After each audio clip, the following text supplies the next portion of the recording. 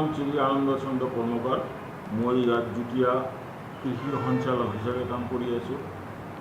এতিয়া আমাৰ গোটেই অসম জুৰিয়ে আমাৰ ঘোৰ পোকৰ এটা সমস্যা হৈছে আৰু বহুতো খেতি বাতি নষ্ট কৰিছে। আমি বিভাগৰ পৰা আমি বহুত ধৰণৰ চেষ্টা কৰি আছোঁ।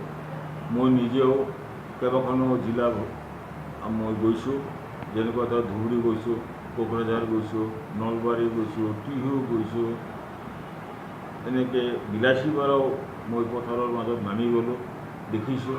তেওঁলোকক দিহা পৰামৰ্শ দিছোঁ যে তেওঁলোকক ক'লোঁ যে এনেকুৱাভাৱে কুইনল ফছ বা ক্ল'ৰ'পাইৰিফছ এই দুটা ঔষধ আপোনাৰ কুইনল ফছ হৈছে আপোনাৰ 2.5 ml পাৰ লিটাৰ ৱাটাৰ অৰ ক্ল'ৰ'পাইৰিফছ 2 ml পাৰ লিটাৰ ৱাটাৰ পানীত মিহলাই পেলাই আমি এতিয়া আপোনালোকে স্প্ৰে কৰিব আৰু যাতে পোকটো ইয়াৰ পৰা আন পথাৰলৈ যাব নোৱাৰে, বিয়পি যাব নোৱাৰে, তাৰ কাৰণে মালাথিয়ন 5% ডাষ্ট বেৰিয়াৰ এটা বেৰা দি যাব।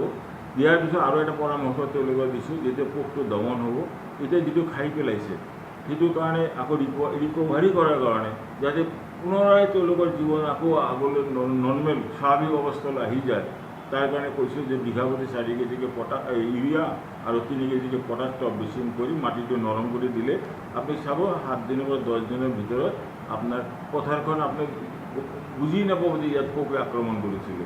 গতিকে তেওঁলোকক এনেকৈ আমি দিহা পৰামৰ্শ দিছোঁ আৰু এতিয়ালৈকে আমাৰ প্ৰায় 22খন জিলাত এই পোকটো মানে বিস্তাৰ হৈছে আৰু দিনে ৰাতি আমাৰ বিষয়া কৰ্মচাৰীসকলে কাম কৰি আছে আৰু আমি ইয়াৰ পৰাও কীটনাশক দৰৱ এইবিলাক জিলালৈ পঠাই আছোঁ আৰু ইতিমধ্যে আমাৰ বিভাগৰ পৰা আমাৰ উপায়ুক্তসকলকো এখন চিঠি দিছে যাতে কোনো ধৰণৰ যাতে আমাৰ খেতিয়কৰ যিটো অৱস্থা মানে আকৌ শোচনীয় নহয়, তাৰ কাৰণে লোকেলি স্থানীয়ভাৱে আমাৰ যিবিলাক ডিলাৰ আছে তেওঁলোকক কিনাৰ কাৰণেও আমি দিহা পৰামৰ্শ দিছোঁ আৰু এই কামো আমাৰ কিছুমান জিলাত কৰিছে আৰু আমাৰ ৰাতিৰ দিনে আপোনাৰ কোনো মানে নোহোৱাকৈ যাতে আমি এই সমস্যাটো অতি সোনকালে আমি